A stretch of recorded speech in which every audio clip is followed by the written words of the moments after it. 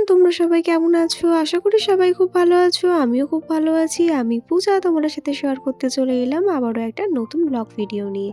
তো দেখো আজকের ভিডিওটা শুরু করলাম একদম রান্নাঘর থেকে। সকালবেলা উঠেই কিন্তু আমি রান্নাবান্না শুরু করে দিয়েছিলাম, কারণ আজকে ছিল আমাদের গার্লস গ্রুপের একটা পিকনিক। তো দিনটা ছিল 21শে ডিসেম্বর। ব্লগটা শেয়ার করতে তোমাদের সাথে একটু লেট হয়ে গেল, আর আজকে ব্লগটা কিন্তু একটু লং হতে চলেছে। তো যারা আমার ব্লগ ভালোবাসো আশা করি তারা স্কিপ করে দেখবে না, তারা পুরোটাই দেখবে।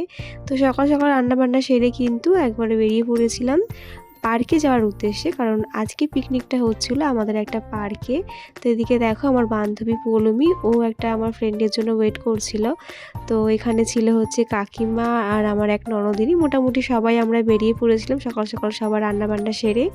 আর আজকে যে পার্কটায় যাচ্ছি সেই পার্কটার নাম হচ্ছে নাইস পার্ক, সেটা হচ্ছে নৈহাটিতে। আশা করি তোমরা অনেকেই চেনো, আর হতে পারে অনেকেই চেনো না। তো আমি তোমার দাদাভাই গাড়িতে যাচ্ছিলাম, আমি আর হচ্ছে মাম্মাম।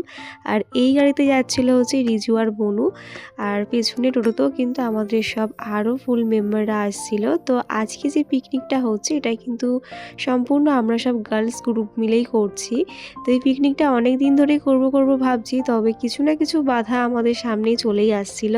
তো ফাইনালি আজকে সব বাধা অতিক্রম করে ফাইনালি আমরা আজকে পিকনিকটা করছি। তো দেখো আজকে ওয়েদারটা ছিল একদমই মেঘলা ওয়েদার, সকালবেলা খুব কুয়াশা ছিল। আর আজকে যেখানে পিকনিকটা করতে যাচ্ছি সেটা কিন্তু একটু গ্রাম সাইড, সেখানে কিন্তু একদম খোলা মাঠ এরকম একটা পরিবেশ বলতে পারো। তো দেখো বলতে বলতে চলে আসলাম। আর আজকে যেহেতু ছিল সানডে, তাই কিন্তু পার্কের সামনে অনেকই ভিড় দেখতে পাওয়া যাচ্ছে। তো যেহেতু হাতে অনেক ব্যাগপত্র ছিল, তাই কিন্তু আর পার্কে ঢুকতেই কোনো ভিডিও শ্যুট করতে পারিনি, ঢুকে পড়েই একদম ভিডিওটা শ্যুট করলাম। তো দেখো ঢুকতেই ছিল এরকম একটা অ্যাম্বিয়েন্স। এই পার্কটা কিন্তু খুবই সুন্দর একটা অ্যাম্বিয়েন্স, খুবই সুন্দর দেখতে। এখানে যারা ফ্যামিলি নিয়ে বা ফ্রেন্ড সার্কেলে পিকনিক করতে চাও তারা কিন্তু এখানে অবশ্যই আসতে পারো। এখানে এন্ট্রি ফি কিন্তু 50 টাকা। তো দেখো এটা ছিল আমার আজকের আউটফিট। তো আমাকে কেমন লাগছে অবশ্যই জানিও। তো আমাদের আরও টিম মেম্বাররা আসতে এখনও দেরি হচ্ছিলো, তাই ওদের জন্য একটু ওয়েট করলাম। তো কিছুক্ষণ ওয়েট করার পরে কিন্তু ওরাও চলে এসেছিলো। যেহেতু আজকে সানডে ছিল, তাই কিন্তু অনেকেই সবাই এখানে পিকনিক করতে আসে, তাই কিন্তু খুব ভিড় দেখতে পাওয়া যাচ্ছিল। তো দেখো গুহার ভেতর থেকে ঢুকে কিন্তু এবারে আমরা যাচ্ছি আমাদের জায়গা খুঁজে বসার জন্য। আর এই পার্কটায় দেখো এরকম একটা সুন্দর পুলও আছে, যেখানে কিন্তু বোটিংও হয়। আর চারপাশটাই কিন্তু একদম গাছগাছালিতে ভর্তি। তো যদিও পুরো পার্কটা তোমাদেরকে এই একটা ব্লগে দেখানোটা সম্ভব না, তাহলে ব্লগটা অনেকটা বড় হয়ে যাবে, তোমাদের দেখতেও ভালো লাগবে না। তাই যেটুকু দেখানো সেটুকুই তোমাদের কাছে আমি তুলে ধরবো। তো যাই হোক, তারপরে কিন্তু আমরা আমাদের একটা জায়গা খুঁজে চলে আসলাম যেখানে বসবো বলে। আর এর মধ্যে কিন্তু আমাদের সব বাকি টিম মেম্বাররাও চলে এসেছিল। তো দেখো এসে কিন্তু আমরা একটা চাদর পেতে ফেলেছিলাম, আর সেকেন্ডেই চাদরটা পাতা হলো। তারপরে কিন্তু ব্রেকফাস্টটা আমরা নিয়ে বসে পড়লাম। আর আজকে ব্রেকফাস্টের দায়িত্ব ছিল হচ্ছে পৌলমী। ও আজকে ব্রেকফাস্টে নিয়ে এসেছিল ব্রেড, ডিম সিদ্ধ, সাথে ছিল হচ্ছে কলা। সেটাই ছিল আজকে আমাদের ব্রেকফাস্ট। এটার দায়িত্ব ছিল বললামই পৌলমী।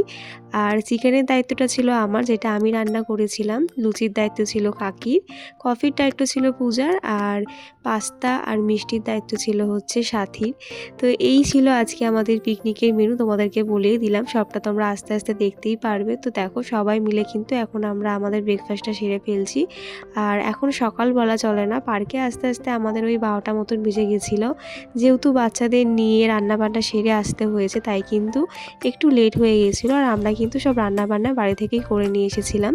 আর এখানে এসে সবাই মিলে মজা করব, ঘুরবো ফিরবো। তো দেখো কথা বলতে বলতে কিন্তু সবার সাথে আমিও ব্রেকফাস্টটা করে ফেললাম। তো আজকে এই পিকনিকটা যে এতটাই সুন্দরভাবে হবে সত্যি ভাবতে পারিনি।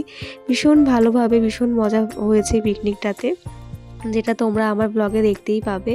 তো ব্রেকফাস্ট করার পরে কিন্তু আমরা একটু সবাই মিলে বেরিয়ে পড়লাম পার্কটা ঘুরবো বলে। আর যেখানে আমরা চাদরটা পেতে বসেছিলাম ওখানে কিন্তু মা আর কাকিমা বসেছিল।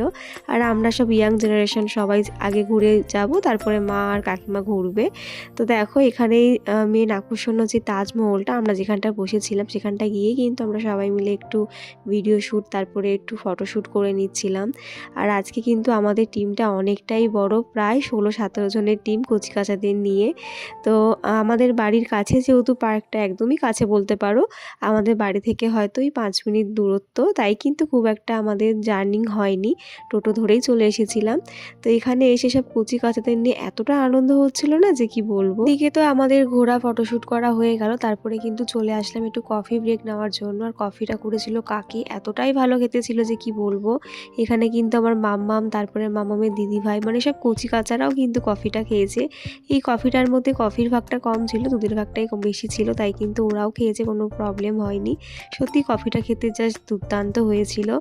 আর কফিটা আমরা ফ্লাক্সে করে নিয়ে এসেছিলাম, তাই কিন্তু এখানে এসে আমরা গরম গরমই কফি খাচ্ছিলাম, সাথে বিস্কিটও ছিল, সেটা তোমাদের সাথে আর দেখানো হলো না। তো দেখো পেছনে ছিল এই এক টিম আর এইদিকে ছিল এক টিম, তো সবাই মিলে কিন্তু আমরা এক জায়গায় বসে কফি ব্রেকটা নিলাম। তারপরে কিন্তু মা আর কাকিমা মিলে একটু ঘুরে আসবে, তারপরে আমরা আবার যাব একটু ফটো ভিডিও শ্যুট করতে। আমরা অনেক রিলস বানিয়েছি, আশা করি সেটা তোমরা আস্তে আস্তে আমার প্রোফাইলে দেখতে পাবে। খুব মজা করেছি, মানে এতটা মজা করেছি এতটাও কিন্তু আমরা আশা করে আসিনি।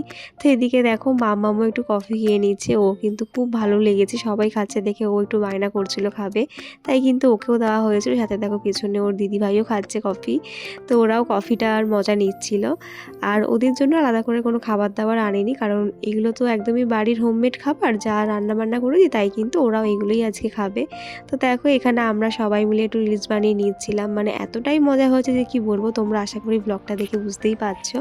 তারপরে অনেকটা সময় কাটানোর পরে চলে আসলাম লাঞ্চটা সার্ভ করার জন্য। তো আজকে লাঞ্চে স্পেশাল চিকেনটা করেছিলাম আমি, চিকেন কষা, সাথে ছিল হচ্ছে লুচির দায়িত্বে ছিল হচ্ছে কাকি, আর সবাই মিলে ভাজা হয়েছিল। তা আমি চিকেনটা করেছিলাম সকালবেলা। তো দেখো প্রথমে কিন্তু সব বাচ্চাদের লাঞ্চটা সার্ভ করে দিয়েছিলাম, সাথে দেখো মাম্মামও খাচ্ছে।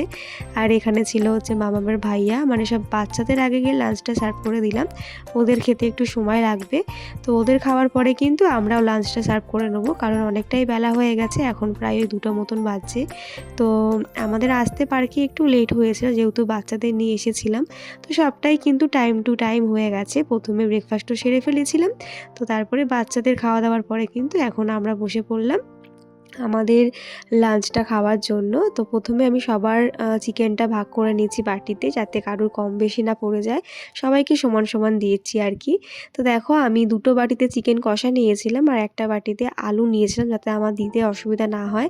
আর এই আইডিয়াটা ছিল আমার ননদিনীর, ওই আমাকে বলেছিল যে আলুটা একটা আলাদা বাটিতে নিতে, তাতে সবাইকে দিতে সুবিধা হবে। তো দেখো আইডিয়াটা ঠিকঠাক টাইমে আমাকে দিয়েছিল বলেই কিন্তু আমি অ্যাপ্লাই করতে পেরেছি। তো দেখো সবার বাটিতে আলু আর চিকেনটা কিন্তু অনেকটা করেই হয়েছিল। প্রথমে ভেবেছিলাম হয়তো 2 পিস করে চিকেন পড়বে, কিন্তু 2 পিসের বেশিই কিন্তু চিকেন পড়েছে, দেখতেই পাবে তোমরা, বাটিটা পুরো ভরা ভরা ছিল। আর সবাই কিন্তু চিকেনটা খুব সুন্দর রিভিউ দিয়েছে, চিকেনটাকে খেতে খুব ভালো হয়েছিল। তা আমিও বলছি আমারও খুব ভালো লেগেছে, তো আমিও ভাবতে পারিনি যে আমি এত সুন্দর রান্না করে ফেলবো। সবারই কিন্তু ভালো লেগেছে। দেখো এখানে হচ্ছে দিদির কিন্তু আসার কথা ছিল না, হঠাৎই দিদি আমাদের সারপ্রাইজ দিয়েছে, আর দিদিও কিন্তু সারপ্রাইজ হয়ে গেছে। পিকনিকটার ব্যাপারে দিদি কিছু জানতো না, তো হঠাৎ করে সব ঠিকঠাক হয়েছিল, তাই দিদি হট করে এসে গেছে, তাই কিন্তু আমাদের টিমটাও বেড়ে গেছিলো, সবাই মিলে খুব মজা করেছি। সবাই দেখবে এক জায়গায় হলে একটা আলাদাই আনন্দ হয়। তো দেখো চিকেনটা আমি সার্ভ করে দিচ্ছি, ওদিকে ওরা ইয়ার্কি করছে যে সানগ্লাস পরে চিকেন সার্ভ করছি। তারপরে কিন্তু চিকেনটা সবার বাটিতে বাড়া হয়ে গেলে প্লেটের মধ্যে লুচি আর মিষ্টি দিয়ে চিকেনটা সার্ভ, মানে সবাইকে দিয়ে দেবো আজকের লাঞ্চটা। তো তোমরা জানিও আজকে আমাদের লাঞ্চটা দেখতে তোমাদের কেমন লাগলো। তো এই হচ্ছে চিকেন, দেখো বাটি ভর্তি করে চিকেন, সবাই মানে মন প্রাণ ভরে খেয়েছে। লুচিটা একটু বেশি হয়ে গেছিলো, এতটা লুচি তো খাওয়া যায় না। তো দেখো সবার পাতে একটা করে রসগোল্লা আর গুড়ের রসগোল্লা, সাথে ছিল চিকেন আর লুচি। তো আজকে দুপুরের লাঞ্চটা একদম জমে ক্ষীর হয়ে গেছিলো আমাদের পিকনিকের, সত্যি খুব ভালো হয়েছিল, খুব ভালো মতন আমরা লাঞ্চটা করলাম।